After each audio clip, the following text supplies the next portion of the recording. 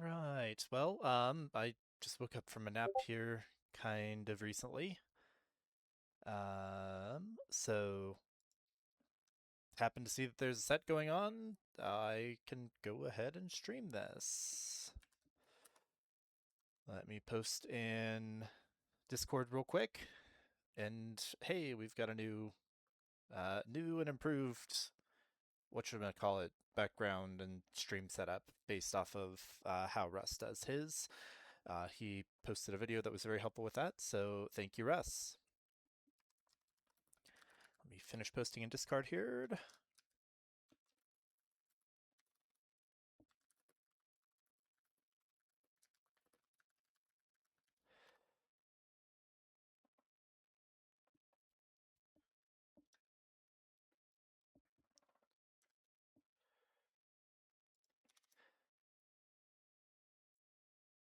Nope.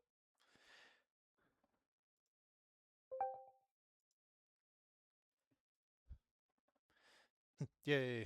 We caught it in time because Gary's able to post in chat, which means they shouldn't be in game yet. So yeah, I was able to integrate the CSS the for the map draft and the civ draft onto OBS. Like, once again, thank you, Russ. That's very nifty. Um, but let's have a look at those because they've completed both, and then we'll go ahead and see about finding the game. Um, so as far as our bans, looks like Shoveler and FireFrog banned first, and they banned Black Forest, and then Lowdown Legends banned Hideout. And then the pick for Shoveler and FireFrog is Arena. Lowdown Legends picked Hyper Random Nomad, and then the admin pick is Step. So we've got a good mix here. We've got, I mean, technically both Nomad or Step and Hyper Random Nomad are Nomad maps, but Step is a lot closer to a Arabia style map. And is a lot less variable than your usual Nomad maps. So Step, as kind of the land map, Arena as the closed map, or as the open land map, Arena as the closed map, Hyper Random Nomad as the actual, Nomad map. As far as civs, we'll go bans first. So for Shoveler and FireFrog, they banned Romans. Um, Sad day, but I mean, Harya and Piment proved that you can definitely beat them the other day. We've got Mongols, we've got Magyars, we've got Wei, and we've got Burgundians all banned. Mongol's a good one to take out for Step.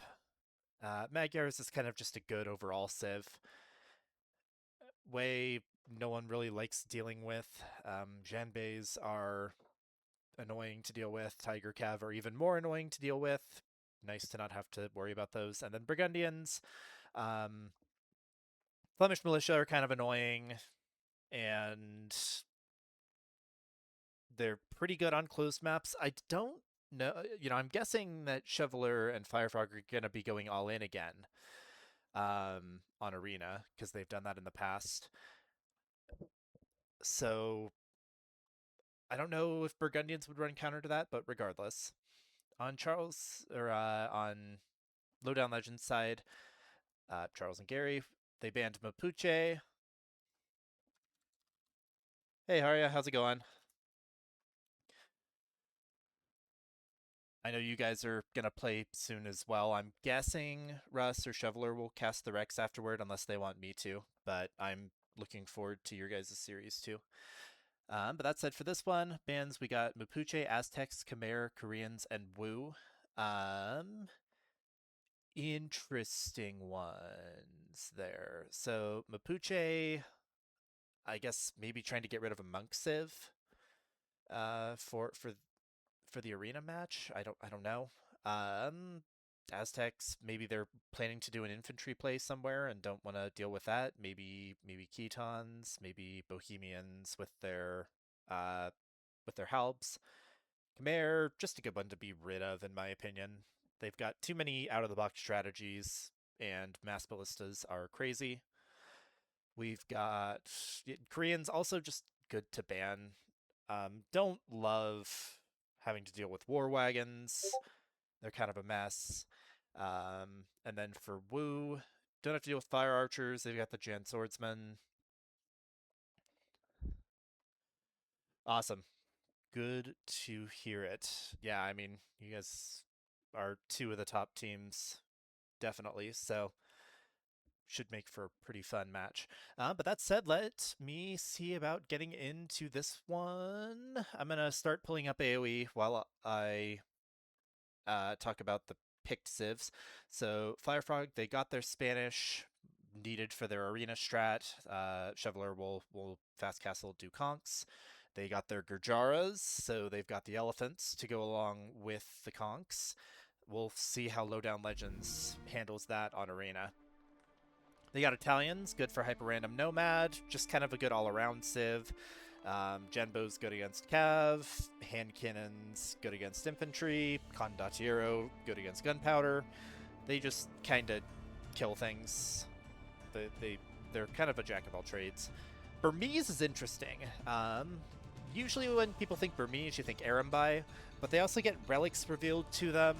They get the higher attack infantry line. They have a very good man-at-arms rush. Yeah, they're absolutely going to repeat the same strat that they used against Russ and Moto, which was the conks and the armored elephants. But yeah, Burmese is an interesting one. I kind of hope that comes out so we can see what they do with it. We've got Huns, potentially a nomad pick there. Huns is kind of a double-edged sword, in my opinion. There are people better than me that can use them very well on nomad, but you can't house wall with Huns, and that's really awkward if you're not used to it. Let's see, you've got Sicilians, so maybe a dungeon rush coming out from Shoveler FireFrog. Of course, they're not useless otherwise. First Crusade is a nice little spike if you're able to get 5 TCs up. You just spawn 25 sergeants, and the conversion resistance is nifty. Then you got, they've also got Hobart, Cav, but you usually think dungeons with them. Oh yeah, sorry, goodness, those are 3 randomly rolled civs. Yeah, so that makes a little bit more sense for Burmese. I didn't notice the dice roll symbol there. But then they've also got Franks. That might be, if they think they're going to get counterpicked on arena, maybe you can go Franks. Franks can also castle drop. But Franks, also just a solid civ that you don't need to think too hard about. You just want to go cav. You can just kind of let your mind go, okay, build order, cavalry, go. And then supplement with throwing axemen if you need. Kind of nice to not have to think. On Charles' side, they got their Persians. Charles likes his Persians. Savar are great. They have fast working TCs. We have Bohemians, great on a closed maps. That's probably going to be the arena pick. We'll see if they can get the defense out. Vietnamese, awesome archers when you're not running into Harya skirms. Yeah, I mean, just, yeah, like, if the archer civ that kills other archer archer civs is the best way to best way to describe them, in my opinion. Dravidians, the elephant archers. That's I feel like you can't say much else about Dravidians. I mean, I guess if hyper random generates with water, Dravidians are also good on water, but Dravidians, elephant archers. Yep. Yeah, you are completely correct. I mean, I probably should have gone Imp Skirm sooner in that game, but that's all right. Hindsight is 2020. And then we got Georgians. I really like Georgians. Good early eco. With the free mule cart, they can get up pretty fast, especially on step. I'm guessing that might be the plan there. And then you've got Ketons, another aggressive civ that might be Gary's for step. The double forging scouts are the main thing that you're looking at there. And then Byzantines just, oops, all counters. They have the game up. I am activating Capture Age, and how this should work is that this window capture in... Yep, there we go. Man, Russ is awesome. Thank you, sir. Thank you again for that video. It was honestly a lifesaver. I've also got noise suppression activated on OBS, so that should hopefully help with plosives. Life is good. As far as streaming. That said, we have gotten into the game. This is going to be Game 1 versus Lowdown Legends. That is going to be Charlesmartel in the red, playing as the Georgians, and Gary's Left Foot in the dark blue, playing as the Persians. And then the other team is Shoveling FireFrog and the Falcon. That's going to be Shoveler in the cyan, playing as the Franks. And we have got FireFrog in the yellow, playing as the Huns.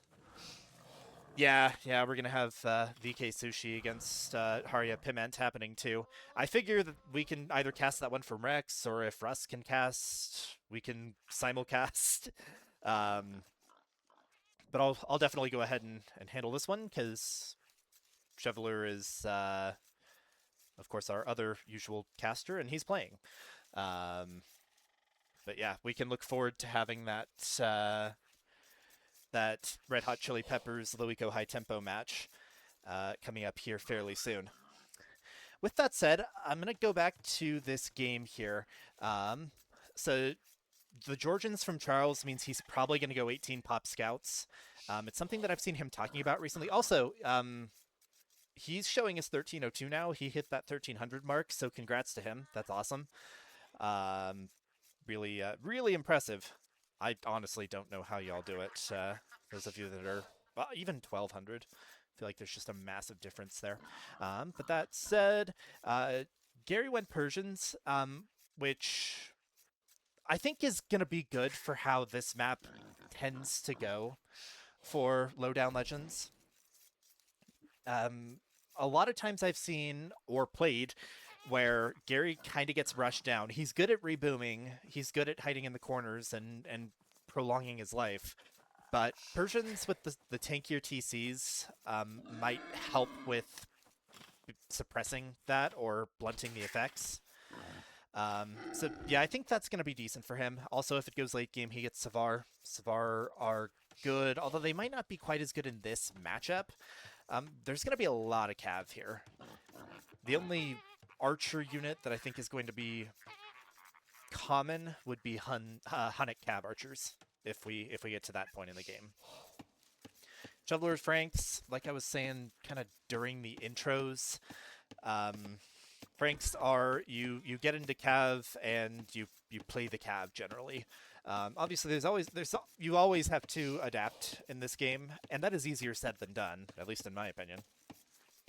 I'm going to once again call attention to the failure to mess with the skirms the other day. But with that said, like, Franks have a pretty good built-in complement with throwing axemen.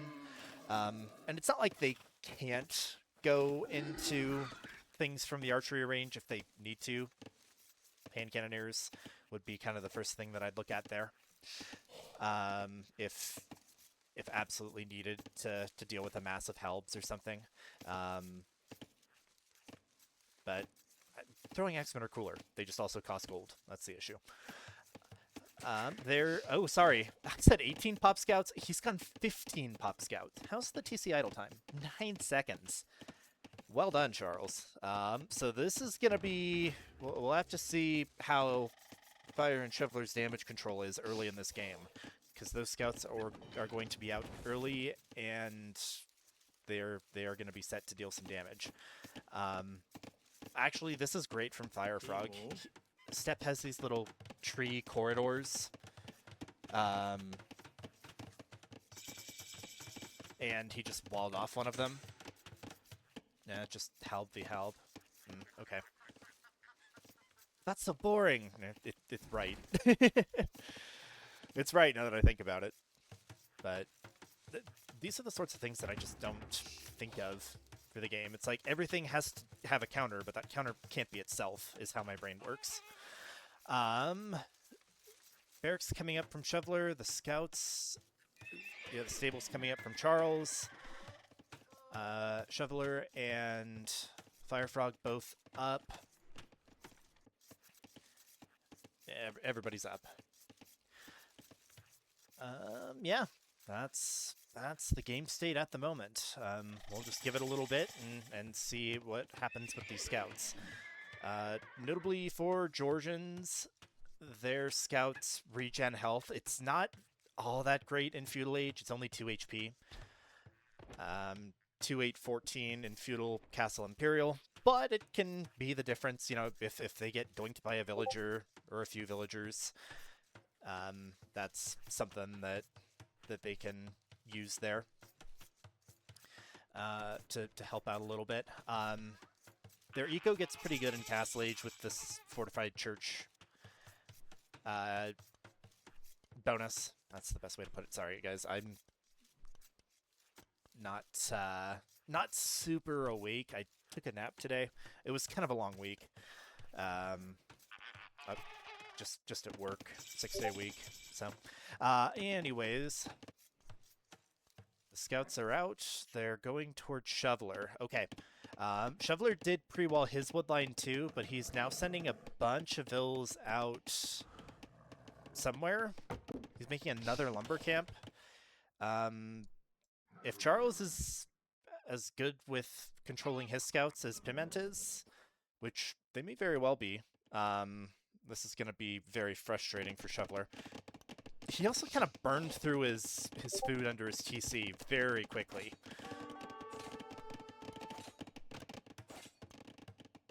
That's why he had to send everybody to wood, it looks like.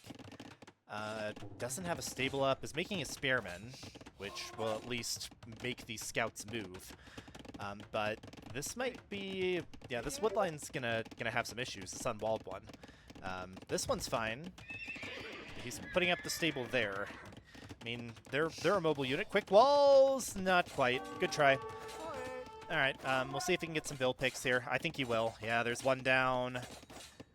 There's two down in just a moment. 2 vills for 1 scout. That's pretty good for Charles. And he's just going to keep going here. Alright, lots of doinks on both sides there. And he's just going to be frustrating. Exactly what Piment did to us the other day. Charles' horse is getting walled in by FireFrog here. But... oh, good try. Okay, I mean, I don't think you lose any more vills to these scouts. You gotta be careful when the other ones get here. But yeah, gets rid of another scout. He's just forcing idle vill time for Shoveler while he grows his eco. Now, his start... he's... okay, so Charles is idling his TC a fair bit while he's doing this. And Shoveler's going for a market. These spears are gonna do well here.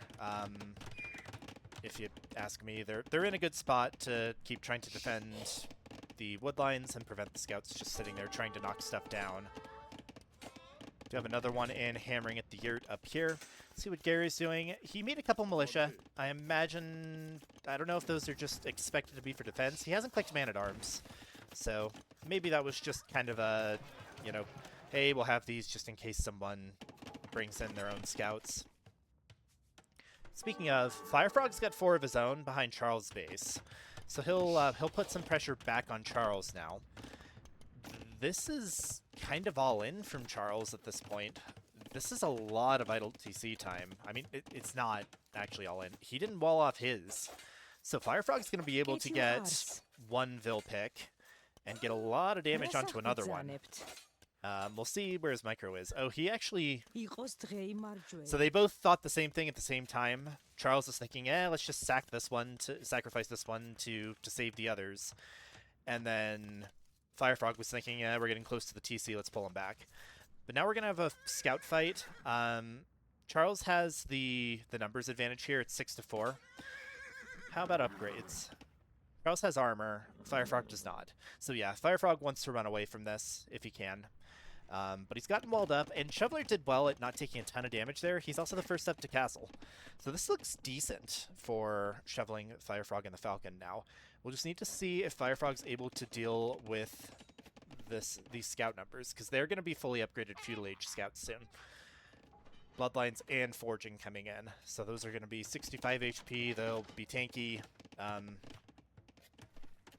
Huns get Bloodlines themselves, so he can counterclick that if he would like to. But he's far behind on the timing of them. See if he's able to keep these walled out. Gonna wall behind it with a barracks. Okay. Oh, maybe not. Gonna wall behind it with a blacksmith. Alright. Yep. This is pretty much just how it goes once you're fully walled and trying to get him with scouts. It is possible that an overchop is going to happen over here, though.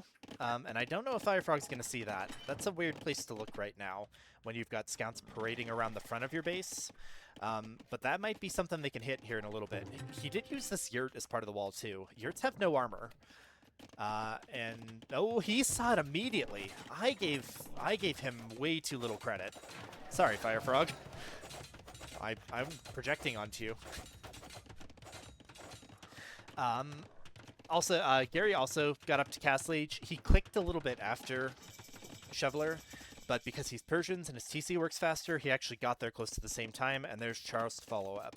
How far away is FireFrog? He's not super close. Got a lot of farmers, but he might want to consider idling his TC, and he could sell some wood, maybe, to be able to get up there. Did he ever get those upgrades on his scouts? No, still no bloodlines. Still no armor, it looks like. So those are still just basic scouts. So Shoveler's going to get this TC up in time, but these Goldvilles are very exposed.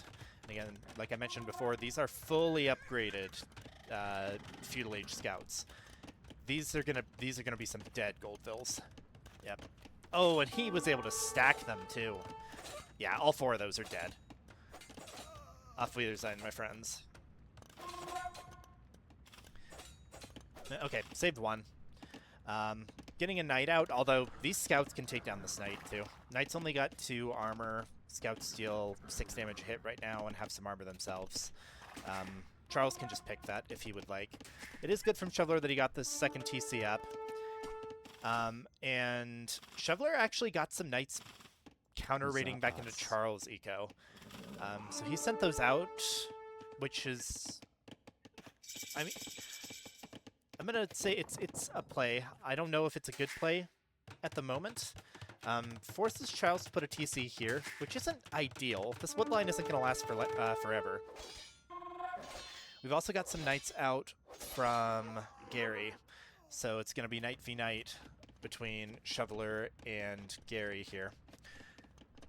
Shoveler has fallen quite a bit behind on Vills, partially because he lost a few there. But I think that earlier castle click also caused that a little bit. We've got a pig scout here for Charles. Yep, and these are now light cav, and they now also regen 8 HP per minute. So you can actually see this ticking up. I managed to select this one that was damaged. This knight's gonna die pretty quickly. Knights beat light cav, but not 7v1. I mean, very few things in this game win 7v1, except maybe mangonels into archer units. FireFrog needs to get some army, a significant army, onto the field, like a army that can contend in Castle Age, onto the field quickly, I think, for them to have a chance in this game. And right now, I mean, he's getting light cav himself, but we still are missing upgrades. Whereas Charles has got a ton. Now, he doesn't have the greatest Vill count either. Shoveler and Charles are actually pretty close.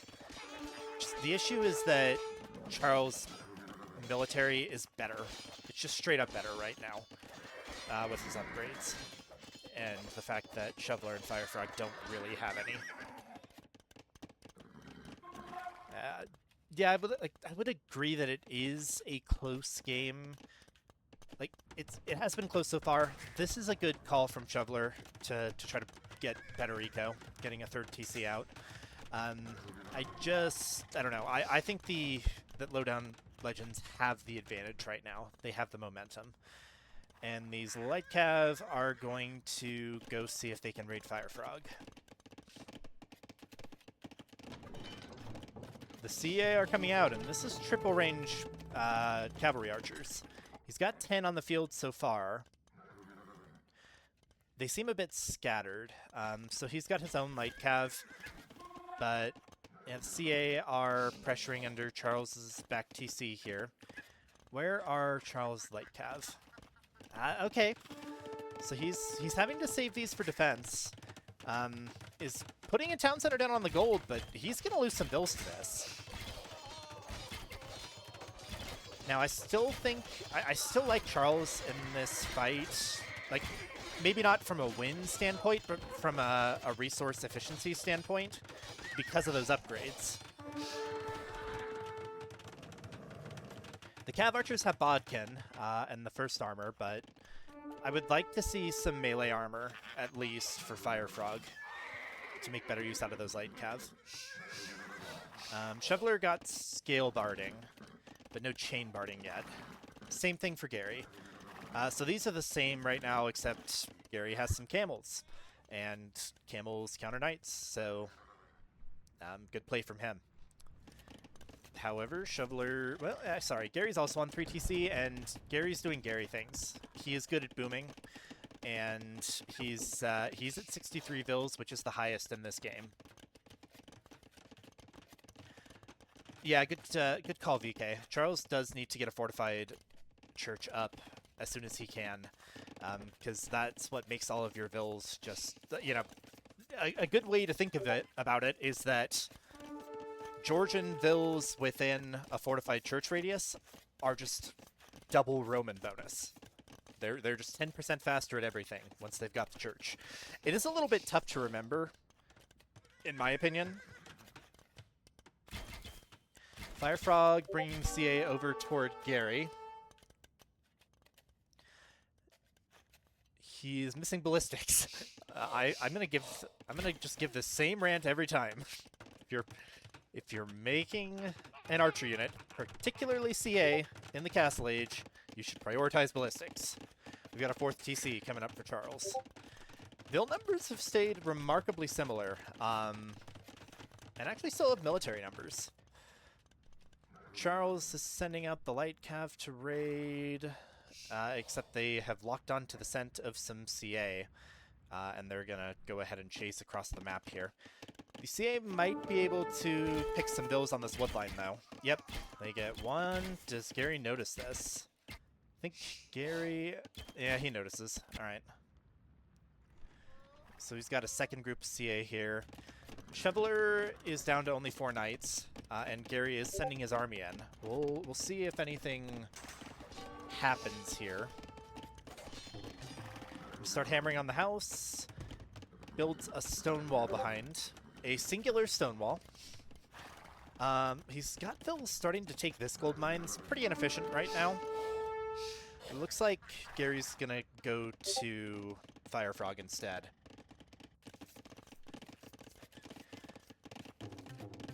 Good wall off from Charles here. Still no churches. I mean, I've tried playing Georgians a few times in the past. Ooh, we've got a denied TC over here. Gary tried to plop up a 4th one, and the CA were there, and the CA have denied it. So that's an unfortunate one for Gary. It's not the end of the world. Better to have your 4th TC denied than your 2nd. But meanwhile, he and Charles are both raiding Shoveler hard. They're going to kill these vills on stone. Shoveler tried to quick wall this, and that was actually a very good attempted quick wall. He put a lot of houses down in a short amount of time, but it wasn't quite enough, just a little too much there, and there are going to be more vills dying for him. He's still got 62. he gets that garrison done. He'll have a lot of idle eco here, though. FireFrog is here to help with the CA. They basically have every upgrade now. Does he have Thumb Ring? Archery. He has Thumb Ring, but still no ballistics. I mean, if these units are just standing here fighting other things, then the CA work fine here. But Gary is up to Imp.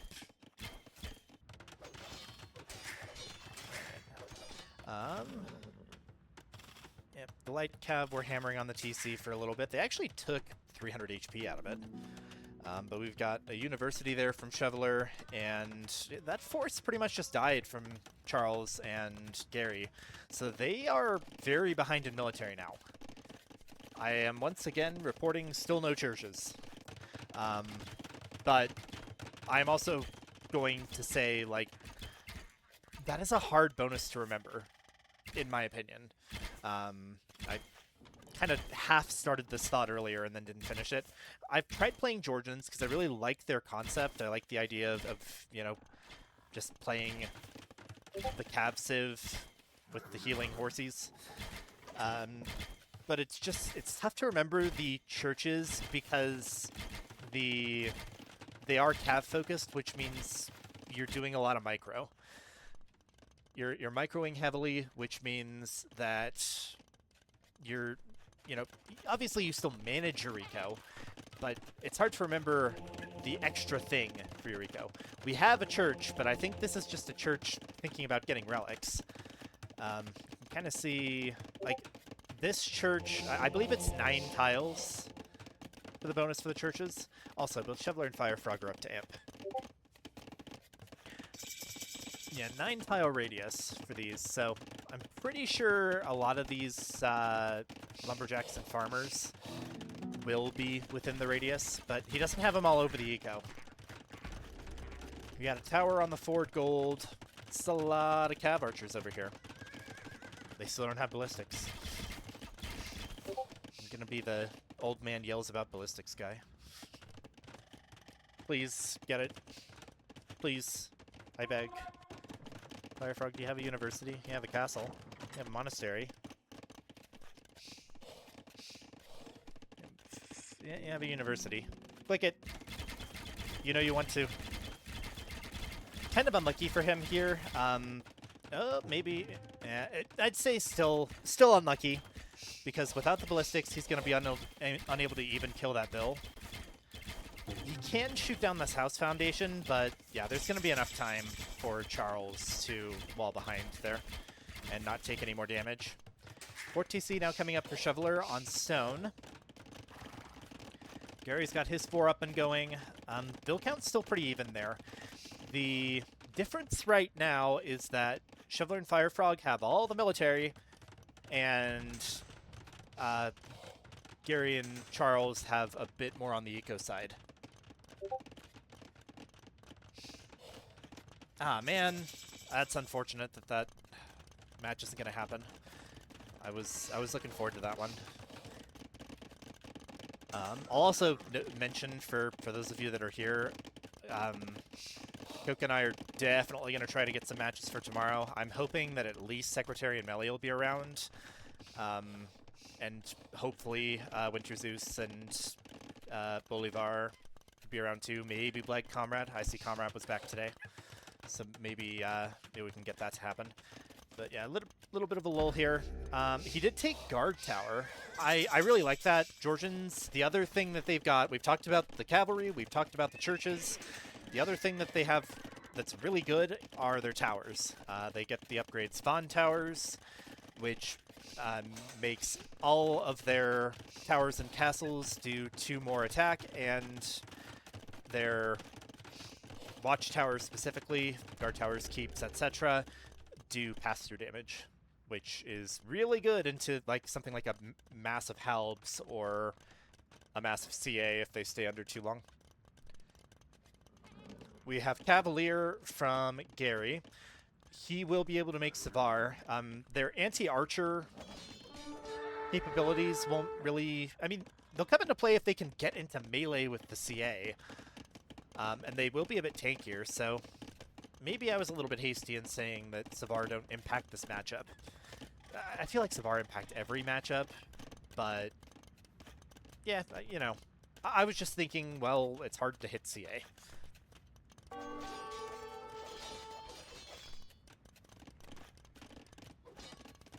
We've got Parthian Tactics for FireFrog, so the CA getting pretty close to fully upgraded.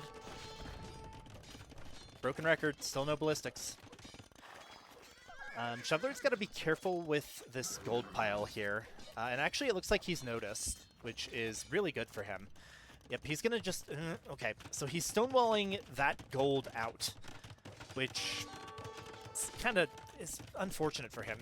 I mean, because that makes this his only safe gold income. This is a fair bit. Oh, he's made some monks. That's a good call. And he's getting Paladin. Okay, so he's getting Paladin. Will he be able to spam them effectively? Is the question. Especially with that dwindling gold supply. Gary's going over to FireFrog. These are just palisades. Cavalier can break into that fast. And FireFrog is distracted by Charles over here. Ballistics, ballistics, ballistics. I cannot say it enough. Yep, Gary's gonna get in here. This might be the game right here. Because Gary can potentially kill a lot of ills. He can even pick this reinforcement Treb. The CA are coming back. Are they gonna be able to prevent eco damage? The Treb is gonna be sniped. The town center is full. And these don't have ballistics and they don't have chemistry. Which means that these Cavaliers, even though they don't have the last armor, aren't really taking damage. A little bit of just passing there, but that's going to be some Vills dead for FireFrog. Anything happening for Shoveler? He's massing up his Paladins. Ballistics is a hard requirement right now. You know, that's that's a very rough upgrade to forget. Whoa, hold on there, buddy. I know you need to not keep your eco idle, but you're just feeding, you know, the meme. Hey, it sounds like you're just feeding Vills to Cavalier. Just passing. Just passing. What a nice guy, Gary. I'm about to start making a song about people needing to get ballistics. And no one needs to hear that. These Cavalier have been remembered. Are they going to see the Vills? The Vills are going to see them.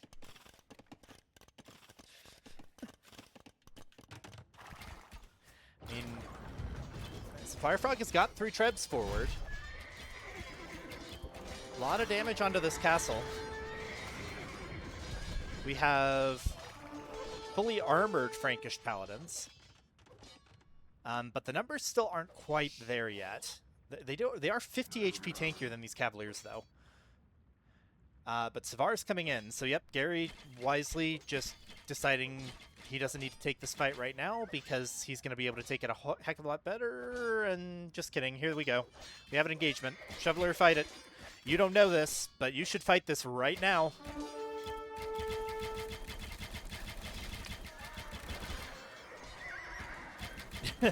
Honestly, super effective indeed.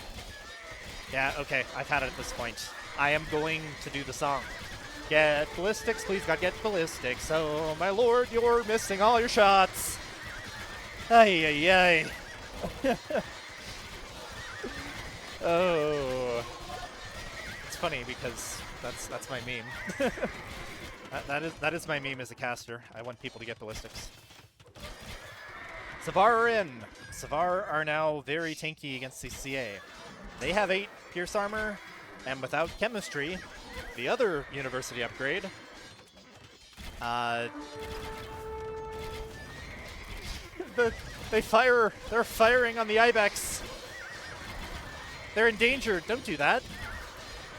But yeah, I think this is at the point where it turns into kind of a Civ win of sorts for Gary and Charles because the Savar just tanked the CA.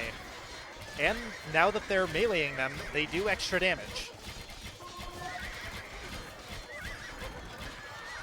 Thanks, VK. I couldn't think up any more than 3 lines off the top of my head, but the massive CA is completely gone, and the towers are here.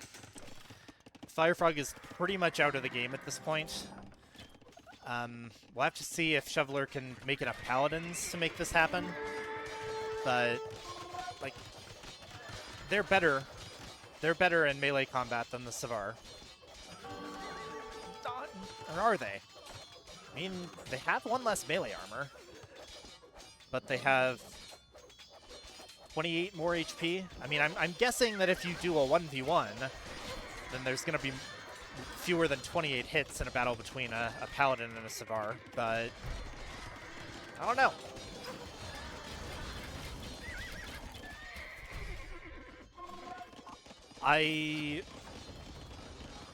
Okay.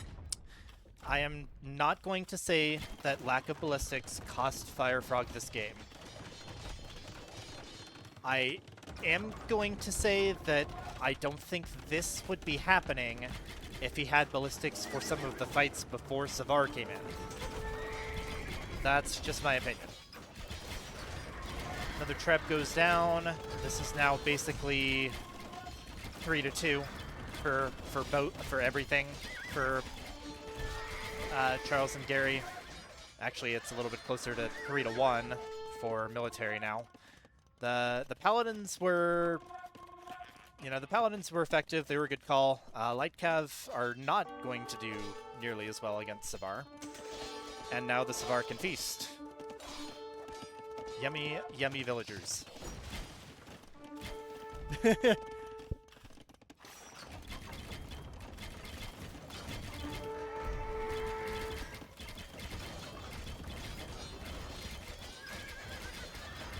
I mean, you get enough of them firing on one Savar, they can still take him out, even though they're only doing 2 damage a shot. But yeah, this is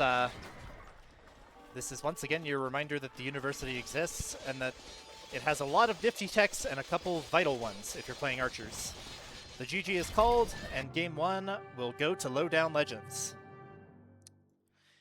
That was a close game. Oh, yeah. Yeah, he managed to get chemistry there in the end, but they ended the game ballistics-less. Both of them did. Granted, Shoveler didn't really need it, but it's also kind of nice to have, even for just TCs shooting at things going underneath them, in my opinion. It is I am the man that yells at ballistics, but I feel like it is a tech that every single Civ should get no later than clicking up to Imperial Age. And I'll end my rant there until someone inevitably doesn't get it again in another game. All right. Good game there. Shoveler and FireFrog could have won that game. They could have pushed an early castle advantage, or just a castle advantage in general when FireFrog had those CA. That would have been a little awkward. It would have required probably building forward siege workshops, but I think they could have made something happen with that. And then also early imp. You know what? Fair enough. I just feel like your fortifications suck without ballistics, particularly if your opponent is making any sort of cav. But anyways, like in early imp with that large heavy CA mass, while he was trying to tread down Charles, I think that was their other window of opportunity. If he'd been able to continue that push, maybe if Shoveler had been able to get Paladins out a little bit faster, or maybe if the CA had better upgrades, then it could have swung the other way, is my opinion. But let's get out of Capture Age, which will take us back to the drafts, and let me see if Game 2 is up. I'm not going to try to go in and click which civs won, which civs lost, but I will say that I'd put probably $60 on this being Arena and Spanish Grajaras for Shoveler FireFrog. I don't see game 2 yet. I hope they aren't done with it already.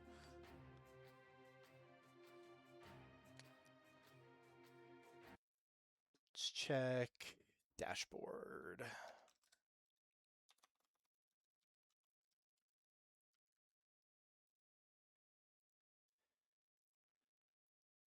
And see whether or not it says they're in a game. I actually remember the correct site now. Last time I was trying to check AoE2 Companion, and that was not right. Still a cool site, but not the right one for trying to find someone who's actively playing a game. 5. How do I search someone? There's schedule, browser, streamers. Talking under my breath here. Is going to make me log in.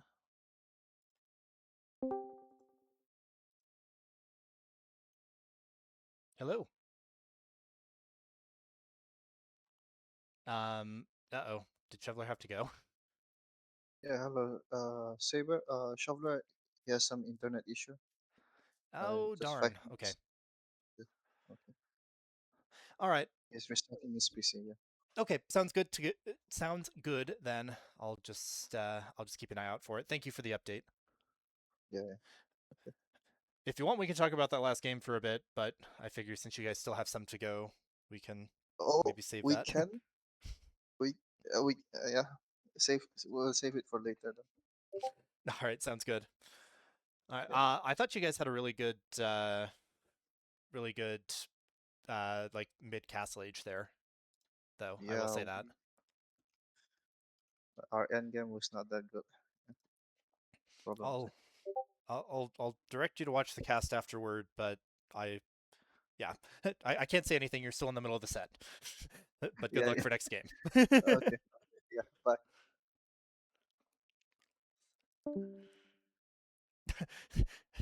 He's.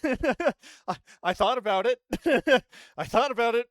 If it were after game 2, I would have said something. If it were after game 2 and they'd lost, I would have said something. But I'm not telling someone tactical information in the middle of a set. I feel like that's an unethical move as a caster.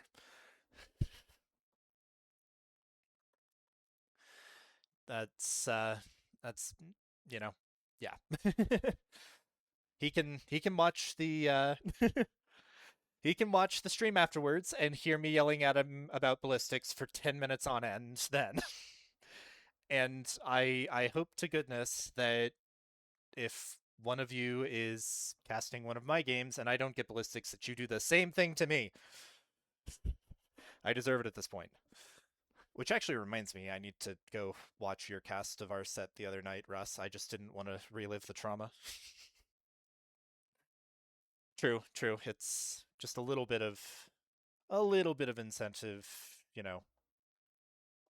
Not trying not trying to go professional, but um yeah. So I guess I'll look back at the Civ draft a little bit here. Um Once again, I am about 99.9% certain that assuming they're able to play, game 2 is going to be on Arena, is going to be Gurjara Spanish for FireFrog and Shoveler, and they're going to do their Conks and Armored Elephant strat again. Um, as far as what Charles and Gary will play against it, I mean, they've used Georgians and Persians. I think Bohemians is probably going to come out here. Um, there are a few ways they could go about this. They could, I think Bohemians is almost a lock because Bohemians is considered an arena civ. They're slow. They like walls. We'll see what happens when the walls come tumbling down, less than 18 minutes into the match or whatever. I think it was at 20 in the other set, so we'll see if they've see where their timing is with it this time. But that said, so assuming that Bohemians is going to be one, I think you go Vietnamese if you want to try to play Fire Lancer into the Armored Elephants. I think that's probably the weakest of them. Okay. Yeah, I mean, that's true. They I keep thinking, well, oh yeah, their pikemen have better bonus damage, against all things that don't like pointy sticks, but it doesn't matter if they get shot by conks. So maybe no Bohemians. We'll see what they do. But again, going back to at least my thoughts on it, Vietnamese, um, Vietnamese are probably a weak pick here. Fire Lancers would run into the same problem as pikemen, and they cost gold, but they don't cost food, so I guess that's the thing. And I mean, you could try to get to Rathans with an early castle, but then you still have the issue with elephants knocking down your castle, and Rathans still take a lot of damage from conks, so probably not Vietnamese. Yeah, true, Vietnamese skirms. I feel like that's just a matter of can they, you know, oh, they actually tank an extra shot? Okay. So, yeah, okay, maybe. That's not awful then. I think the issue is that, and this is just me, I'm awful at arena. Oh, hello.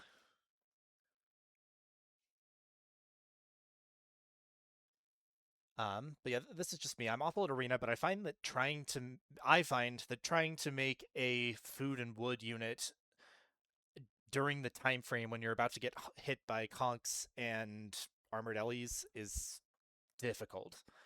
Difficult to get enough of them to make a difference. But that's just me. Um, Dravidians, I mean, it's a similar thing. No great mobility. I mean, I guess they could try to make their own battle elephants, but their, cavalry is awful. You can't mass elephant archers in time for that.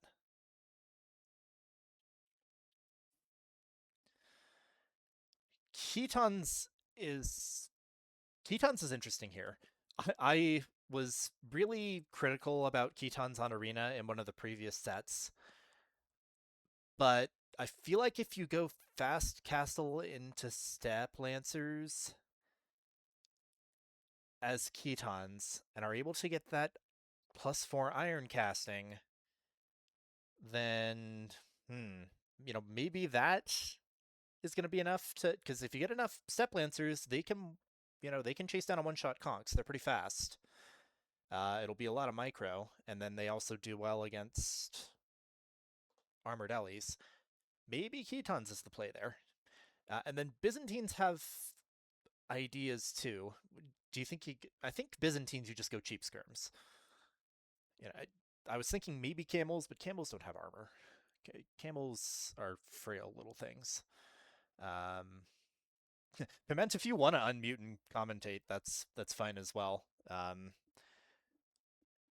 As you witnessed the other day, I'm kind of a noob, so if you have any insight that's any better, feel free to hop in. We're in a little bit of a pause at the moment because Chevler's PC was having some issues. But it looks like he's back into the chat, into Discord. Don't quite see their match, though, in the spectator browser.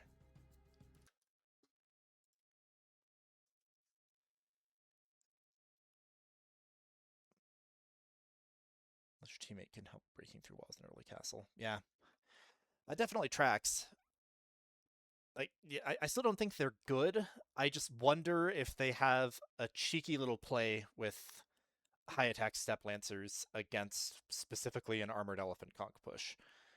They're still not super armored too, so that's just a weird little, you know, maybe it's a thing that could pop out and surprise us. But it's also the only thing I can think of for them.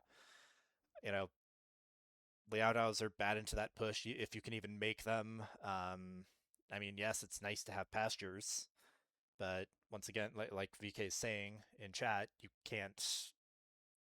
If you can't knock down the walls, you can't damage someone on arena, which means coordination, which obviously is part of playing 2v2, but it's easier said than done, particularly when someone's going to have conks on their face. Conks and Ellies. True. Yeah, if the conks can be chased off, then the Ellies just die to Vils, or if you can make any other sort of melee unit. If you can make some sort of, melee unique unit from the castle too. Those are probably more efficient, but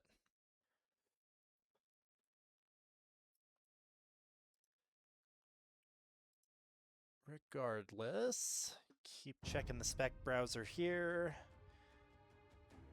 Hey, it is up. Beautiful.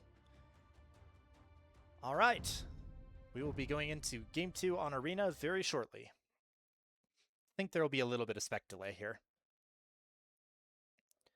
Yeah, 40 seconds.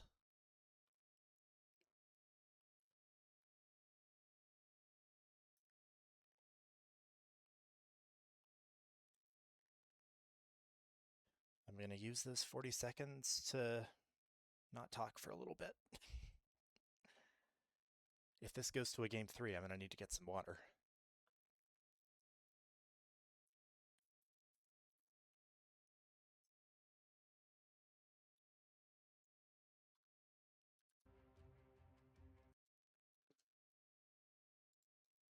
Charles and Gary won Game 1. Sorry, spoilers, but I think, if you're asking for the info, and I don't think there's anybody else in here that didn't know what happened. Anyway, spec delay has hit 0, and we'll see what happens. Okay, oh no! Well, so much for that. We have a non-starter game. I wonder if there was a setting wrong, or if... Oh, it looks like FireFrog failed to connect. That sucks. Okay. Well, let's, Ooh. That's fun. Yep. And I'll throw a T90DE in chat.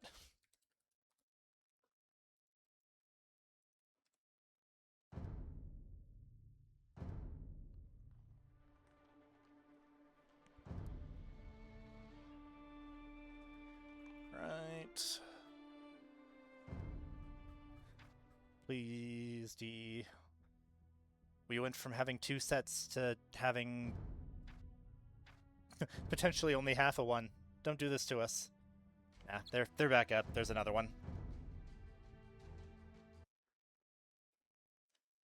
Oh, mangonels. Okay. Or maybe that was on my end? Because the spec delay is 0 on this. Okay, maybe that was on my end. So maybe thanks D for me. Alright, but that said, this is going to be Game 2 of set in LEL Legends League Season 1 between Lowdown Legends, that's going to be Gary's left foot in the dark blue, and Charlesmartel in the red. This is going to be on Arena. Charles has taken the Bohemians, and Gary has taken the Byzantines. Alright, so we'll speculate what's going to go on there, but first, let's show them what they're going to be facing. So the other team is shoveling FireFrog in the Falcon, which is Shoveler in the cyan and FireFrog in the green. Shoveler is playing as the Spanish. FireFrog is playing as the Gurjaras. So we know about 99% what Shoveler and FireFrog are going to do here. This is a prepared strat from them. They're going to go Conquistadors and Armored Elephants, and they're going to use those to kill somebody. Or at least that's the hope for them. How it works is a fast castle drop from Shoveler. He has said he prefers to place it defensively, which, I mean, I guess you don't want it denied, so I definitely get the logic there. But he produces conks. the Gurdjara player goes up, builds a siege workshop or two, and produces armored elephants, and then they knock on someone's wall. Hopefully, Shoveler and FireFrog hope that they knock on someone's wall while they're happily 3 TC booming and have nothing to stop it. It would be funny if they tricked people and went full boom, but I also don't like. It'd be funny, but I don't think it'd be effective. Just because, I mean, I know Charles, like, in terms of his closed maps, I know he prefers Black Forest, but I don't think you want to give him free leave to just do his thing. It's the same thing is when they let you do your thing, Piment on Arena. Oh, okay. See, VK coached him a little bit. I would love to see if how different, if it is different, uh, compared to when they did it against Russ and Moto. Because I mean that worked. It worked completely. Russ died and Moto could make Samurai, but couldn't help enough to prevent Russ dying. So, especially like I feel like Charles would be able to defend pretty well. I hope that for their sake, I hope they know it's coming. For the sake of the series, I hope they don't know it's coming, because that means game 3. I don't know where people are with checking in on casts of other teams, or being aware of what happened in the other sets. That said, said I was going to talk about Bohemians and Byzantines. So we were discussing in the chat, primarily VK and I, we're kind of saying that VK was saying that basically that Bohemians are the kind of civ that are pretty good at dying to a conk LE push, because they're, I guess it's because they're slow. I mean, I guess my thought is Bohemians, like, you've got to have pikes be part of it for the LEs. I guess you can go into skirms or just go mangonels, like Pimenta's saying.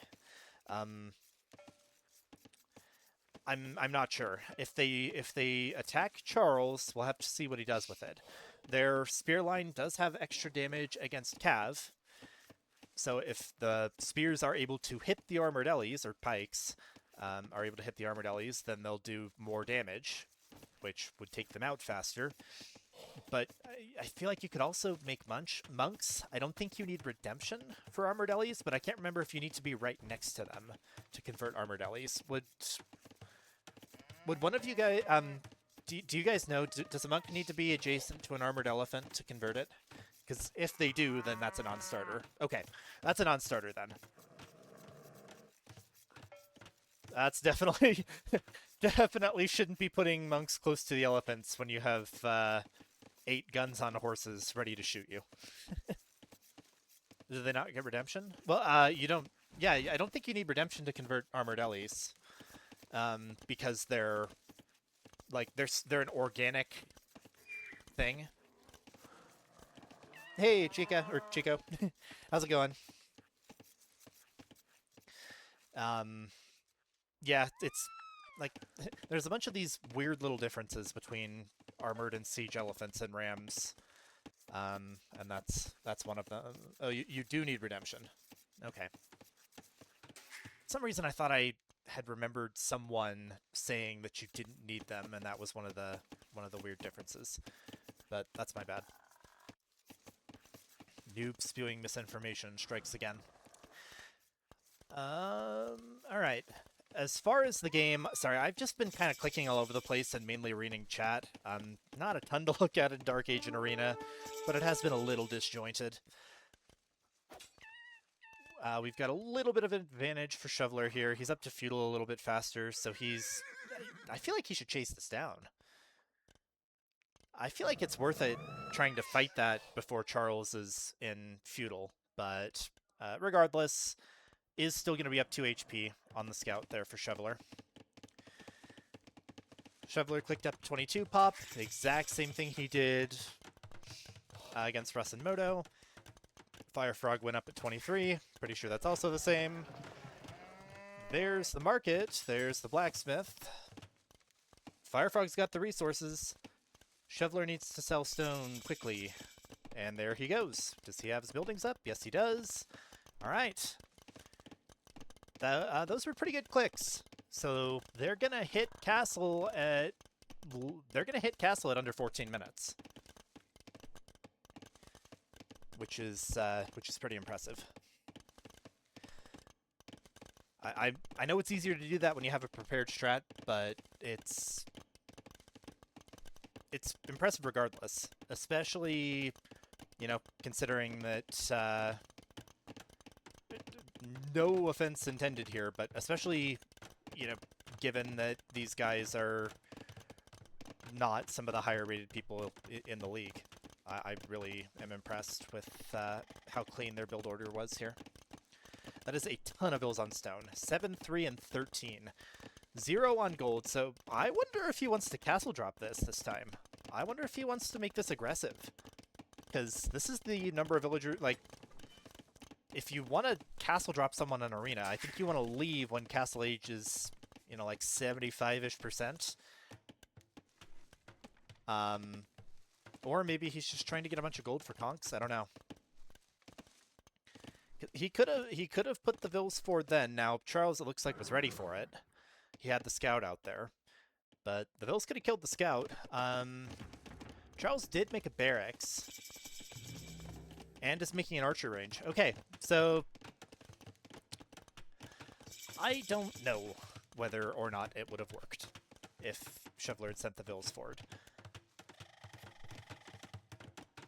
He's also, I mean, okay, this is fine. He just wants to make the conks. And FireFrog is here to make the siege workshop for the elephants. Since they're doing this here, and Charles is the closest, let's check Shoveler's. Okay, so they know where both of them are. My own piece of advice for this strat is to try to scout the it's good to know where your opponent is, but it's good to extensively scout the outside of their base to know where you can deny resources. Because if you go and attack here, then you know, hopefully you get in. But if you attack here, you get in and you have gold and stone behind your army. Or if you follow it up with vills behind that come up and build towers or castles, you can just deny these, unless he's able to push it back. That said, this is an unlucky gold for Charles. This is pretty forward and is going to be easy to hit for Shoveler and FireFrog if they decide to hit him. Gary's is a little bit better. His main gold is back here. He's got a secondary gold up front, but his stone is actually not all that great. That's forward-ish. Putting a TC on it, making a siege workshop. Okay, so that tells me that they know something's coming. Here comes the scout. Ooh. Charles got the initial doink on that, but FireFrog is Grujaras. FireFrog has a camel. He will push that away. And here they come. So we're starting off with 4 conks and 3 elephants. There's the bear attacking the elephants. That negative flat armor actually means that bear kind of hurt. Took 10 HP off of it.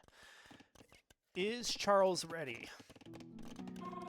He's getting his Bohemian chemistry and feudal, and he's making a battering ram of his own, but he's housed. Has he been housed for a while? Is he okay? Alright,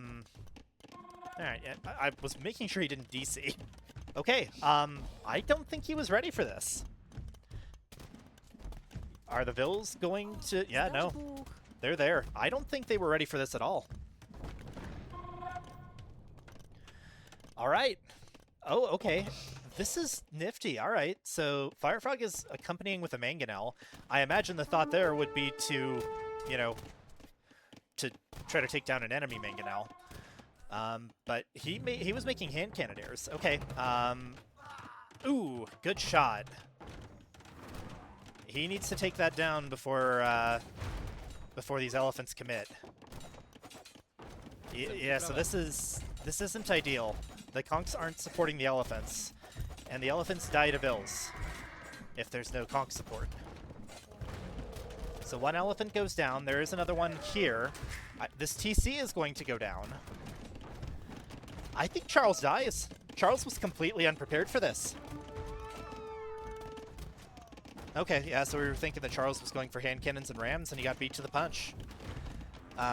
He's able to put some shots into these elephants, but only take 2 damage per shot from the hand cannoneer. Yeah, he was not on stone. He used 130 stones somewhere. He's dead. This is even worse, you know. Quite frankly... Oh, okay. He put up a TC over here. Quite frankly, Russ responded better to it. And still died. Does Gary have anything? Gary has camels. Camel will... and a scout. Yeah, no. This is just... Alright, takes the mango. Oh, the Vills are escaping. The Vills are escaping. This is the difference. Okay, Charles Vills made it out. Russ's did not. So, he is not dead. I thought he was dead. I thought he was completely dead. He is not dead.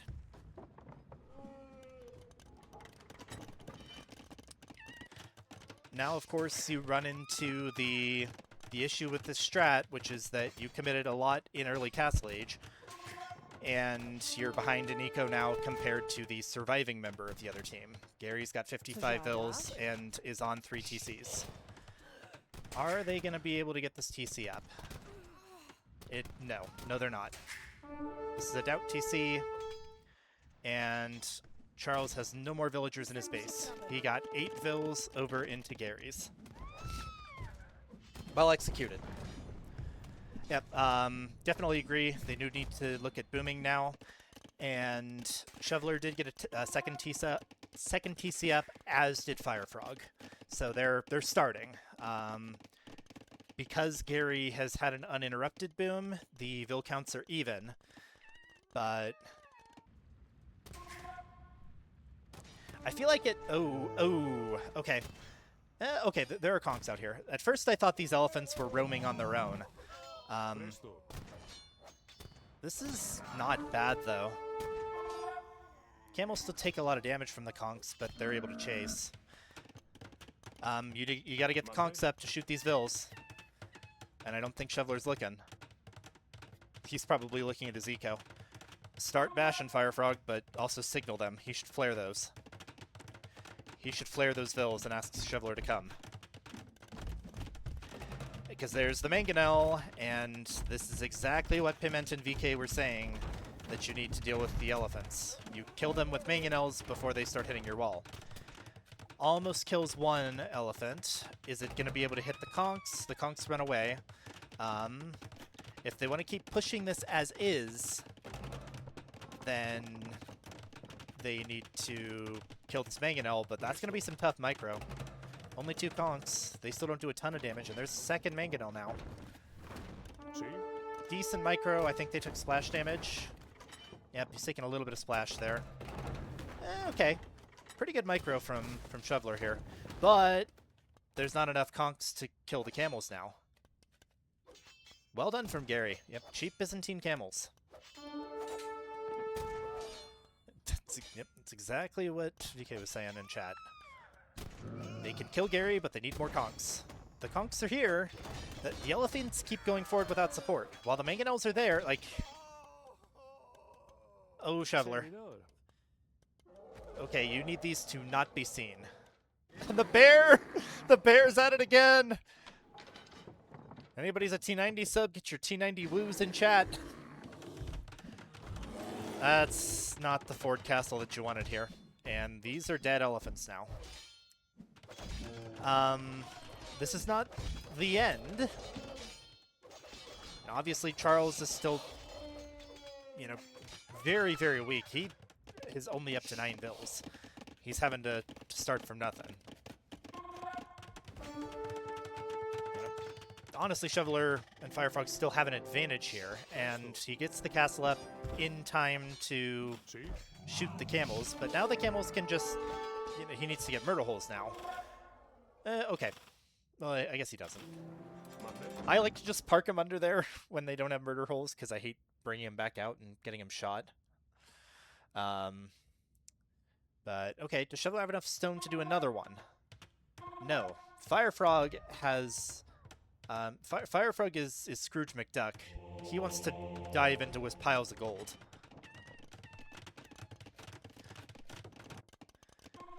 Is he making more Ellie's?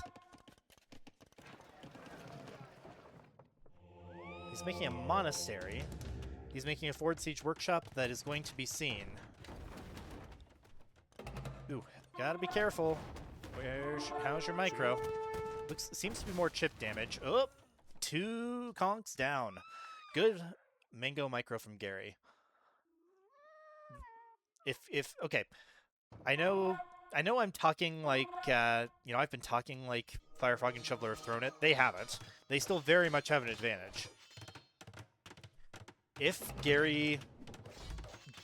Ooh, that's a good catch. Good pick from Gary. Is he going to be able to... Okay. Good micro from Shoveler. Good micro from Shoveler. Can you hit the mangoes? Well done. Bill's gonna repair. Oh, nice shot! He must not have bloodlines. Ran him into the fire. 1 mango down. Okay, yep, good. Get close. Good, good, good. And now you've got enough to one-shot the camels. At least if they're weak. I don't know if they would one-shot a full HP camel. But they killed that one who had most of his health. Now you've got the conch mass. I think this might be where they're able to take it home. Gary got a castle up, but once she got enough armored Ellies... Actually, that might be problematic. They're going to have to bash through this market and then get to the castle. Making an archery range, that's presumably skirms. I'm unsure who just joined the Discord, but hello. Monk healing up the conchs, I like that. And, yep, gate will go down. How are they going to react to this castle? And Gary's an imp. Is it going to do anything? Ooh, good mangonel. Good mangonel. Yep. The Ellies will take down the siege workshop. Yep, commit. Siege workshop is down, mangonel is down, but 2 elephants died for it. Shoveler is just going to go in and shoot things. Conch's are going to take some damage here. The skirms might have come out in time here. Shoveler built the second TC, but he hasn't boomed it out. Now, FireFrog has. And Charles must have... Wow, Charles got his Vils back over here. He has re-gated his base, and he is making a TC in his original base. That's impressive. Yeah, you lose that conch mass was what you needed, but now he's full into skirms. And these are cheap Byzantine skirms. They don't have upgrades right now, but it doesn't matter when they hit the conchs so hard. The conchs, I believe, still don't have bloodlines. Yeah, they do not. Making use of their minimum range, but they take a lot of damage from these. The Ellies came back in to hammer down the blacksmith, and they're going for the archery range too, but yeah, they get picked off by Vils. I don't know. This game is not over. Gary is held, if you ask me. TomTom is impressed.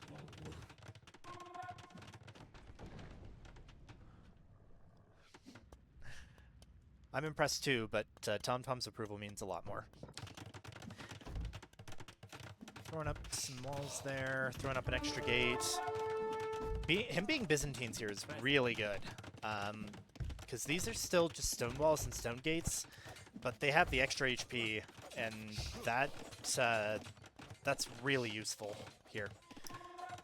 FireFrog Oh, this is just his initial camel. I was about to say, if he's going into camels, that's great.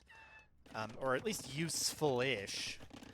Actually, we've got cataphracts. Cataphracts don't do all that great, sorry, camels don't do all that well into cataphracts because cataphracts have anti-cav armor.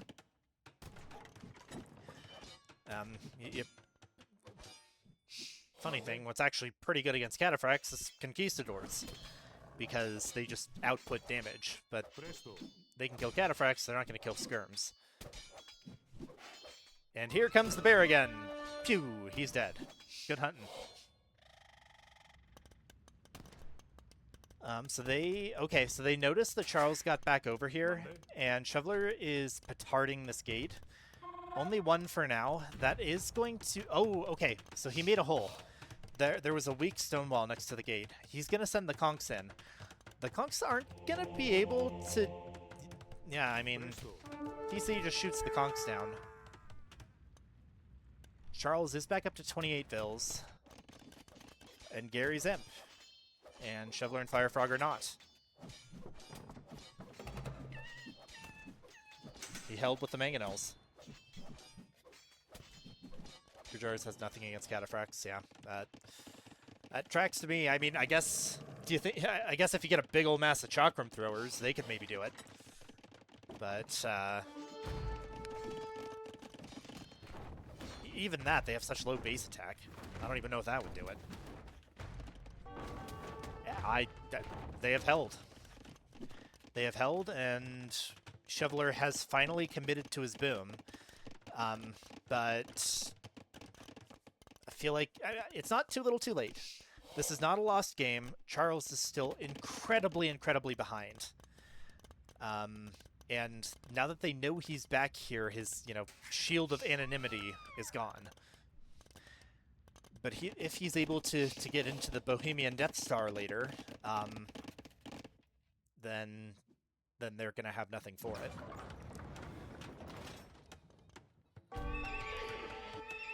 Lots of stables from FireFrog. I presume that's going to be for the Gurjari camels. The castle from Shoveler is being trebbed down.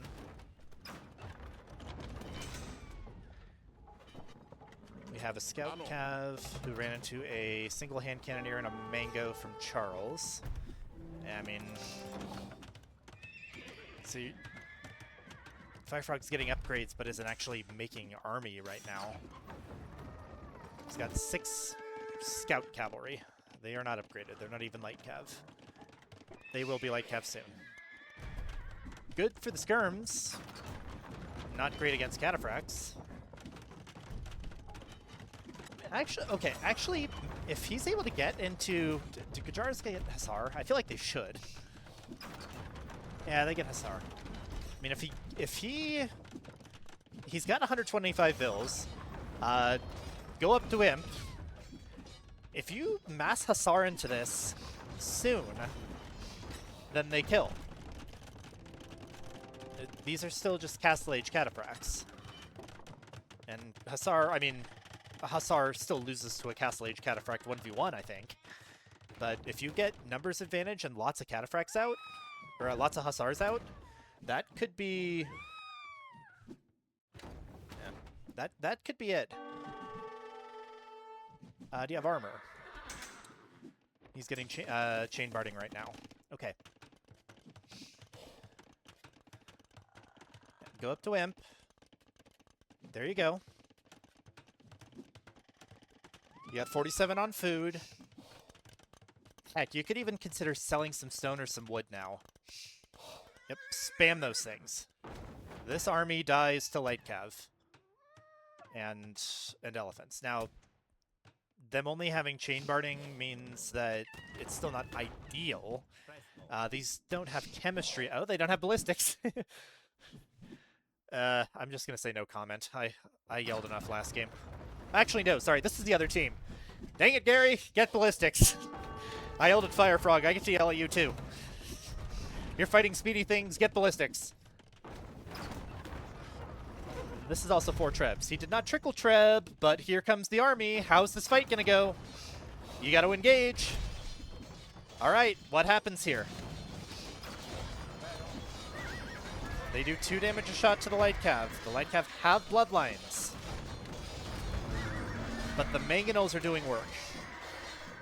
They're hitting the Trebs, but the Mangonels are hitting the Light Cav. But the Skirms are dying too. The 2 Cataphracts died. Oh, he was ready with Pikemen. He was ready with Pikemen. But yeah, he's gonna clear the Trebs. More Light Cav are coming in. You gotta kill that Mangonel. If you're attacking Trebs, you shouldn't be attacking the Pikes. Go kill the Mangonel. You gotta micro this a little bit. Kill the Mangonel or kill the Treb. There you go. Treb's gonna die. Go kill the Mangonel. Alright, so FireFrog now has an opening into his base, and Gary got help quick enough. Okay, so they're timing...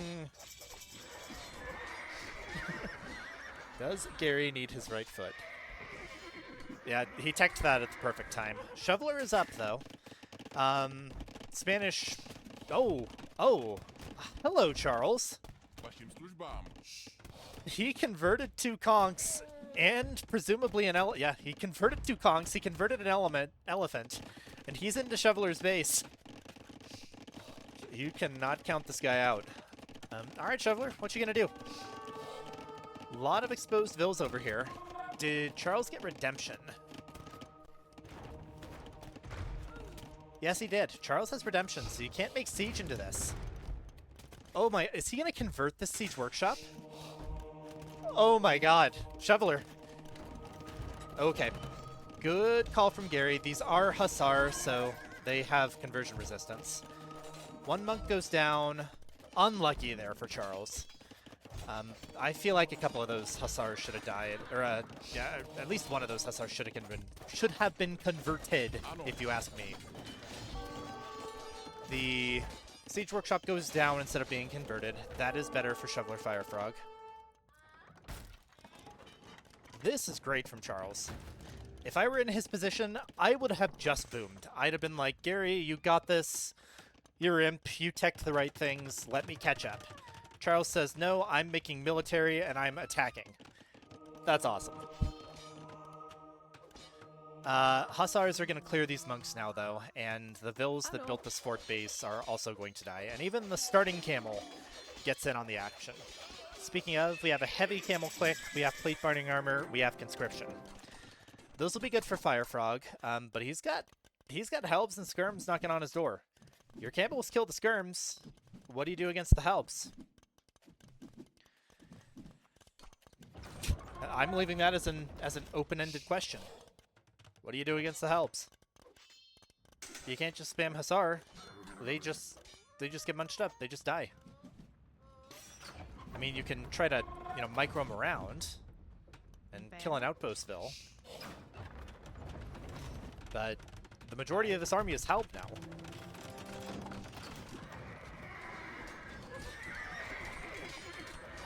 You are feeding the counter to the counter. He even sent the skirms in to die. That's how little he cares about them anymore.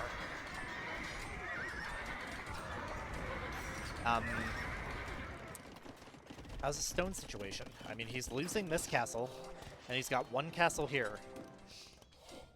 I feel like if you're Gurjaras, and it might be too little too late. Did FireFrog get the unique tech? He got Satrias, so yeah, he did. No Frontier Guards yet. I mean, I feel like if you're FireFrog here, maybe you try to mass Ellie Archers, because Gary's no longer making skirms, but he already has them teched. You can at least make those out of archery ranges, or I guess you just die. He's got nothing here. He was committed. He was full committed to Hussars, and now the hard counter's out. If T90 were making a video on this, he'd probably call it Gary the Carry. That's what happened here. Charles died, Gary held, and Gary's winning. The only other thing I can think of against the Halbs would be Chakram Throwers, but which he's making, but you gotta mass them. It doesn't matter if you have 1 Chakram Thrower, it matters if you have 30.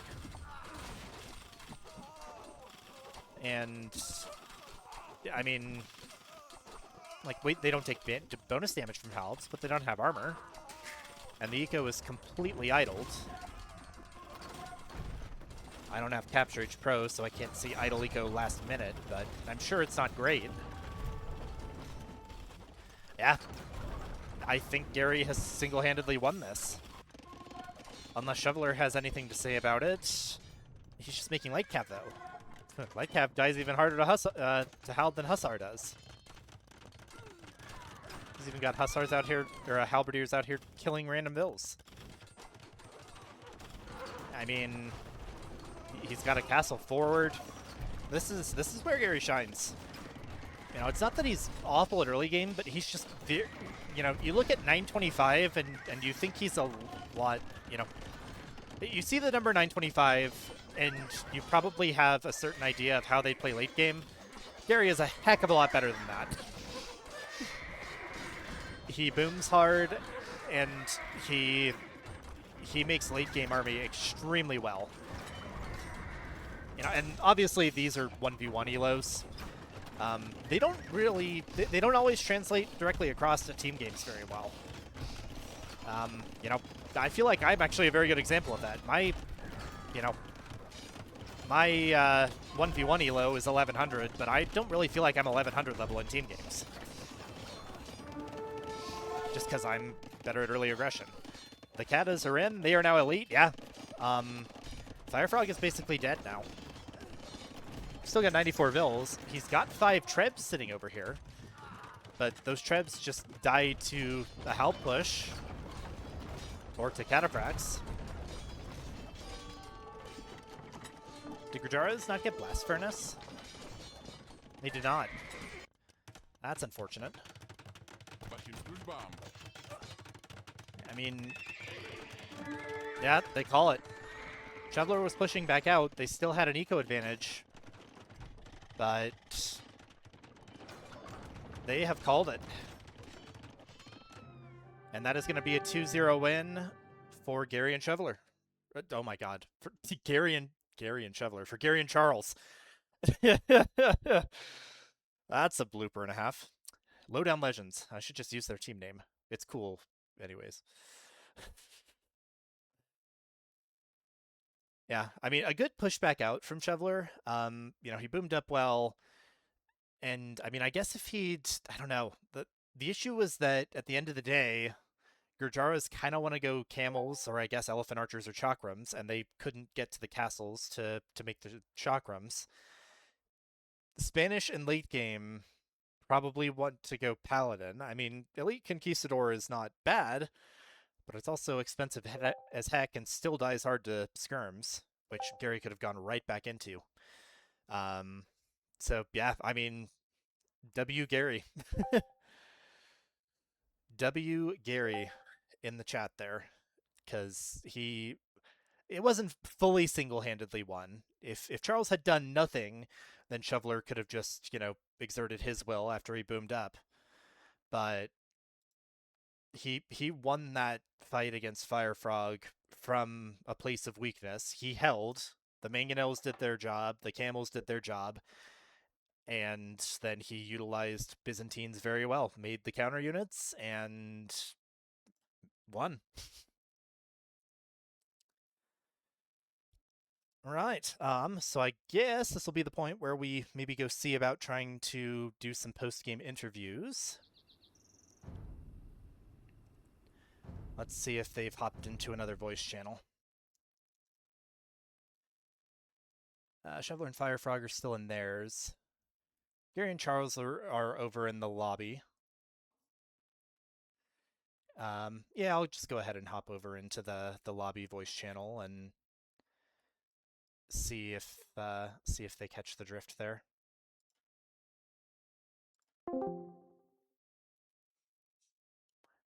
Hello, gentlemen. Well played. Over. No. Thank you. That was sweaty. That was very sweaty. Yeah, very sweaty. I'm just gotta give credit where credit is due. Big ups to Gary on that second game. That was impressive. Yeah, he did a fantastic game.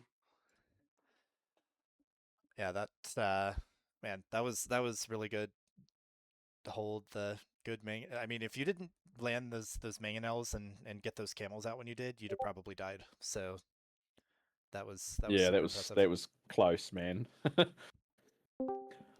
And I just lost my siege workshop. I was like, oh, I need this.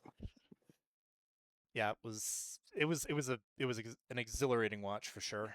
I'm hoping Shoveler and FireFrog pop in to do a post game, but Every time I looked down, I could see Fire's green on the top of the score list, and I was like, oh no, keep trying, keep trying. yeah, yeah. He actually like he when you go up and watch it, he actually boomed pretty well behind his aggression. He wasn't like keeping pace with you because you had an advantage from starting earlier, but he got to it faster than I would have. That's for sure. He's got a lot of farms, eh? Like a lot. Yeah, yeah, for sure. Well, I guess in the absence of Shoveler and FireFrog at the moment, I'll start asking you guys about game one. So, that was Step. Knew what was happening once I saw Georgians. Of course, we had talked about that before, Charles. Do you think that your opening went well this time? Mine. Sorry, what was that? What? Sorry, I I mean, was texting someone at the same time. oh, What sorry, was you're the good. question? I was saying we kind of talked about the Georgians on Step before, and you got up on 15 pop. How did you like the opening this time specifically? Yeah, it was good. Actually, I think I went too early because I feel like I should go 16 up and not 15. But I had a good timing. I had the scouts out when I wanted, and the early feudal was pretty good. Got a couple of villas on the shoveler. Moved a few things for fire, but then the mid feudal to late feudal, we lost the lead. Like I got harassed by fire, lost a few villages, probably like 5, 6 even. And we lost the lead that we had, and yeah, it was just too late. So there was just like a trying to ward as hard as I can, and then reboot. That's why I went 5 TC afterwards. There you go. And then yeah, like you were like I felt like you were mostly untouched there, Gary. I mean, Firefrog got in with some CA and Castle, but like yeah, how did you feel about kind of the early parts of that Step game? Yeah, it was a bit messy. Like my eco, I would have had some idle TC time. Pretty nasty to be honest at the start, but yeah, I feel like Fire could have, you know, the benefit of Age of Empires is you can't see into the shadows. You know, I feel like Fire could have pushed me harder Yeah, and got some easy kills, but thankfully he didn't, and I managed to sneak a few towers up here and there and sort of deter him, I suppose. So yeah, and I think your yeah, TC timing was really important there too, because if you had just, gone, I mean, obviously you do that in Castle Age anyways, but like if you just, thrown up a lumber camp over where you put that second and third TCs or, mining camps, they would have been a lot more vulnerable. mm. Yeah, so I feel like Charles was mentioning, you guys felt like probably a little bit behind in early mid Castle. Um, what do you guys feel turned it around? Um, I knew when I saw this year, I was like, this is perfect for me because I've got the towers. And as long as I can boom and have resources, I'll just creep in with towers and I'll just add cav to snipe the siege. So I didn't even care losing all my army. I just wanted no trebuchets in front of me. And I'll just keep adding towers and towers and towers. And the cav archers would do nothing. So it was I once I saw cav archers, I was like, yeah, this is perfect. Paladins would have probably been a bit different, but cav archers was perfect for me. Sure. Yeah. I wonder. I bet Tarkins would have also been difficult because they have the high pierce armor. Um, Yes, Titans also. But Kavaч is just like, yeah, yeah. as long as it's Kavaч is in front of me, this is a win. And Tarkins, I was taking into infantry at some point, and then I couldn't see any other armies. So I was like, I'll hold on to that, and we'll see. Yeah. The Georgian spawn towers are very good. Like I don't know. This is just me. It's probably a little different for you, but I find it hard to remember Georgian's other bonuses when I'm heavy into making cav because I'm just like, oh, they heal, keep them alive. Micro, Yeah, they micro. heal, and with the unique tech, they also take less pop space, so you can make more of them technically. Yeah, yeah, they're super strong, and at least for me, I focus on them to the detriment of other things. Like, because I wouldn't remember the towers. Even looking in the castle, I'd say, oh yeah, Spawn Towers is pretty good. Yeah, I want to make more Monaspa. Or whatever. Um, yeah, and then, yeah, for you, Gary, I feel like you just did the normal Persians thing. You clicked Savar and won. Is that kind of how it felt? Geez, Savar takes a long time to turn up. True. Yeah, Yeah. they Charles was like definitely. telling me attack, and I'm like, come, no, I'm just waiting. This is coming, and heck, it kept coming. Yeah, there was one But point. yeah, Oh, go ahead. I was just saying, I was fortunate enough that I was sort of left alone a wee bit. You know, they recognise Charles being the better player, so they sort of have to 2v1 him a little bit, and that sort of left me Yeah, for sure. to sort of not boom, but try and get a bit of a lead there. Yeah, definitely. Um, so yeah, there was actually one point where I was a little concerned. I think you guys would have still won regardless, but where Shoveler had managed to get Paladin, and he was rushing a solid group. It was like 30, and your guys' armies crisscrossed, and you still had a minute left on Savar. So I was a little worried that that fight was gonna worried for you that that fight was gonna happen, and you were gonna lose a bunch of Cavalier before they became Savar, but it didn't end up Yeah, happening. I seen the crisscross, and I was like, I'm just gonna keep going. If he doesn't say anything, I'm just gonna I keep don't, going. I don't think the Paladins had all the upgrades. They didn't. They only had forging. Yeah, They had the armor. They had full armor, but they didn't have blast furnace or iron casting. yeah. Yeah, but cool. Yeah, that's pretty much it for game one. I haven't seen Shoveler or FireFrog yet. I did message Shoveler, but maybe they're not feeling it at the moment. So for game two, when you saw Spanish Gurjaras, did you have an inkling that that might be happening, or were you kind of just focused on your Yeah. own game? Gary told me. We just thought it was gonna go to Gary and not to me. Gotcha. Okay, yeah, Oh, I thought it because was going to you. Mm. You should have said something earlier then. I did. He I said it's did. coming. And I was like, all right, well, defend well. And then nothing happened. And then it came to me and I was like, oh shit. I was trying to rush and I was like, uh-oh. Not so yeah. yeah, in the in the omniscient view, we were sitting there, you know, VK and Piment are saying, lots of very insightful things in chat. Um, and then we're all going, "Oh, hey, there's chemistry." Hmm. Uh, right as the elephants start knocking down your door. But I mean, the difference between what happened to you guys and what happened to Russ and Moto is that you actually managed to escape with Phil's. Um, Russ lost every single one of his, so that was honestly probably the difference in the game, because I don't Yeah. know, like, Well, I escaped with 7 villages. I had mhm. 7 villages. They took a little bit of time to destroy the market. So I just used the market as much as I could to get the stuff I needed, enough like stone for a TC and rebuild another market somewhere else, and that's it. But I was stuck forever. Yeah, it's always tough to try to reboom when you can only escape with a single digit number of vills. But like, I mean, you got more military out really quickly, considering that. I saw some spare hand cannons, some spare mangonels, and you even got some conversions and kind of kept Shoveler distracted while Gary was pushing FireFrog, which was really important. I guess that was the whole game plan. It was like, well, and I feel that this is also why we went into those sieves as well, because Byzantines has got all the cheap trash. I was like, well, Yeah, like cheap Albania, cheap skirmishers, like this is obviously going to help, especially against Spanish. We didn't know what the team were going to be like, whether Gary would have the conquistadors, but cheap skirmishers is always a good one. Cheap camels always a good one. Hello. And the hey faster babies. in time as well because cheaper. So this was there to help essentially. Hello, hello. I Hello, hello. kind of talked through both games with mostly talked through them with Gary and Charles. So I guess we'll double back and talk about game one for you if you'd like. Was gonna say I really liked your walls on your woodline early.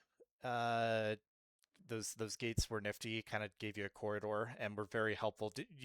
Were you expecting the scouts? Yeah, I was expecting scouts. I Good saw that game, boys. Charles had what Georgians, so I was expecting early scouts. So I did that. Yeah, it was pretty nifty, and you even caught the overchop at a good time too. So that was pretty impressive. So the folks that were watching the stream, so I was screaming about ballistics for the entirety of that game. gonna level with you. Yeah. I thought I had that upgrade already. I was thinking, Oh no. unless I saw my uni, and then I was like, oh, Yeah, I that mean, was the problem. yeah, it was tough because like you got fully teched into everything else in Castle Age, and then the blacksmith upgrades in Imperial Age, and I'm just watching, the cav run by and not get hit. felt bad, and that's Yeah, that's what I it is yell what it about is. as a caster. I yell about people Yeah. not having ballistics. um, I mean, it is what it is. It is just weird to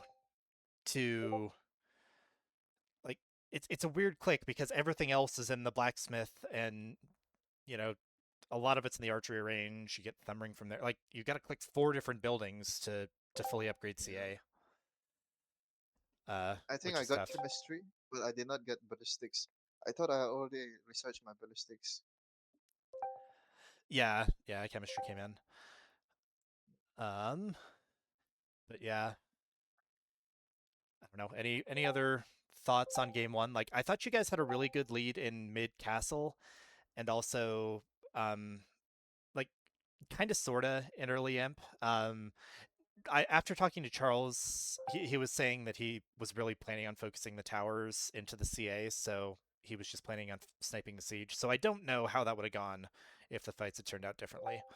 But I mean, you guys looked really good in early mid castle and also into early amp. I don't know. I'm running out of specific questions for that game. Anything else you guys want to say about it? I I'm not very good at Age of Empires, but I appreciate Fire being patient with me. Oh, that's funny. I said the same thing to Coca the other night. It's okay. I'm trying my best to help Shoveler win, but yeah, it is what it is. I will Oh, say that we they put were- up. Oh, Sorry, go ahead. I was just gonna say they were 2 close games, man. Like it was only once I started pushing into Fire's base in that second one that I actually thought, heck, we actually might have a chance here. But Yeah, my tech switch was it's very slow. I should have made my unique in game two much faster to counter those helps. But it is what it is. Yeah, I I made think many mistakes. Husser was rough there. Yeah, I mean he was making skirmish in the beginning, so I was making Hustler a lot, and then yeah, it is what it is. There were a lot of mistakes I made. Obviously booming because that's not my strong suit. But Preach. also I should have put 3 conquistadors between Gary's and Charles' base instead of leaving 5 of them inside of Charles' base out of fear that he had villagers still in there. So that was a huge mistake. The other mistake was I threw about 7 or 8 conquistadors into his base under TC fire, castle fire with skirms there. So that was another big thing. So and then obviously the castle, because I was too scared to move forward full enough, I like forward to his walls. So I should have, instead of sending 8 vills, honestly, I was completely all in at that point, not booming. I probably should have sent like 16 of them and just castle dropped right on him, and that would have cleaned up the mangonels. And that Maybe. would have been I think helpful maybe. I actually think When you I still would have saw died with 16 vills there. There were enough camels and skirms that you would have had a lot of problems. when It was when I rough. saw when I saw that castle, I was like, okay, GG, have to boom.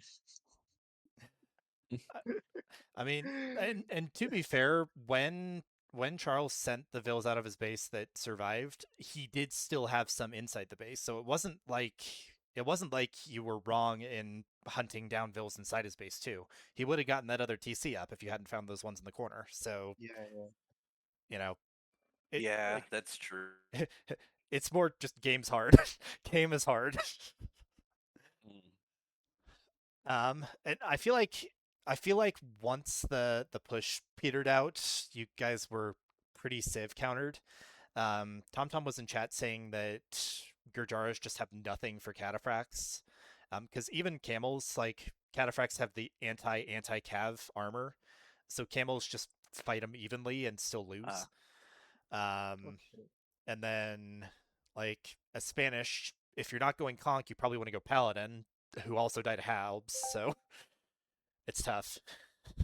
It's so the thing about it is, and I was trying to Fire and I will practice more, but like I was trying to explain to Fire, like we already know I'm not good at booming, but the other thing is it's so expensive to create conquistadors, bro. Oh, they're Like so it is pricey. so incredibly expensive. So it's impossible for me to be queuing vills and then also having conks at the same time.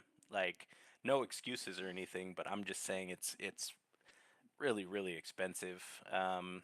Yeah, there was another point where I should have sniped Mangonel. There were two other points where I should have sniped Mangonel when I didn't. But the camels were just shredding my conks, dude. And I didn't have husbandry. So that was a problem as well. Yeah, maybe. There were a lot of Maybe. problems in that game. I mean, and even so, you guys still rolled over Charles' base and pushed Gary really hard. Like it was not, it was not, you know, us sitting there going, yeah, nope, they've lost this. It was like on a knife's edge there for like 10 minutes. Yeah. It felt I like that. mean, Like Charles has got 7 vills in a dream, and I was sitting there going, "Heck!" Now it's for me to carry. Like this is a problem. It was a yeah, great game. honestly, like, I think I could be wrong here, but I think if I defeat Charles in that position, if he has 0 vills, he can't run those gold vills after deleting the palisade. I think it would have been GG. Like whether Agreed. they would have called it right then, whether Gary would have called it or not, um, we would have just outnumbered him long term because then even if our push doesn't work with the castle going up in front, if I had done that, then I think just by sheer numbers and volume, I think that we win. I could be wrong, but I don't know. What's your take, Charles? If we would have completely defeated you, would that have made a difference? Yeah, if I'm completely defeated, it's a different game. I still think it's doable because then technically with the fast team, Gary has got a lead. But I think after the first initial push, when you sort of wrecked me and you saw you pretty much deleted everything that was in my base, I think the idea there would have just been like, all right, let's just have some armies, sit back, and we both boom. Because you'd be ahead anyway. You'd have 2 army that are much bigger than whatever Gary can make, and you're far ahead of what I would be. So yeah, I feel like it would have been like a booming situation. It's like, all right, we've done the damage, we've wrecked him. Let's just boom now, and then we can 2v1 against Gary again. And it's Yeah. Yep. But I tried. I mean, I honestly thought that we would get steamrolled, or at least I know that I will against Charles and Gary.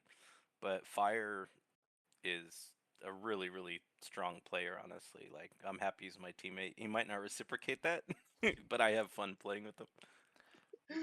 don't I'm give, not strong enough. don't, don't. Okay, this is ironic because I do the same thing, but don't put yourself down too much. You did pretty good in game one too. You got up to paladin. Yeah, some bills lost here and there to raids, but you didn't die, and you made it to imp, and you made a good unit that Like We're there also was gonna add that during the draft, Shoveler randomly picked 4 Civ. I was like, well, pick your own Civ. He's like, nah, let's just have some balls, play big here or go home. I was like, nah. Like, I I don't play Franks. I saw Bleg and Secretary 1v1 with Franks, and that was cool. But I have no idea what they do except for they can farm like crazy, and then their paladins are really strong. I'll be right back. that's pretty much it with Franks. You farm, you make Cav. If they make Halb, you I guess make your own Halb to counter them. That's what VK was saying. mm. Maybe a throwing axeman All here and right. there, please. All right, guys, I gotta go clean up my car, and then I can hop back on afterwards. But my wife has to go do field bio tomorrow, and we use the same car, so I gotta go. I gotta go clean it. All right. But Fire, you played amazing, and then obviously Charles and Gary. It's kind of par for the course. It's sort of expected of you guys to do really well, and obviously you did. So well done, dude. That was a good GG's. game, mate. Good That was a game. good game. Thank you. GG, cheers. Shoveler. Would you say it's that second one was the game of the tournament? It was a good one. I I still like our mega random game against Russ and Moto was up there too. Yeah, that was crazy. Yeah, that was probably better. Honestly, that was banger, dude. That was good. Trying to think of others. There was one other one. Oh, VK Sushi against Winter Zeus on Hideout. That one was a banger too. If you haven't seen that one, you should watch that one. That one was amazing. But I would say it's absolutely top 5, if not top 3. And there people go, I guess. Okay, I'm gonna cut the stream there though.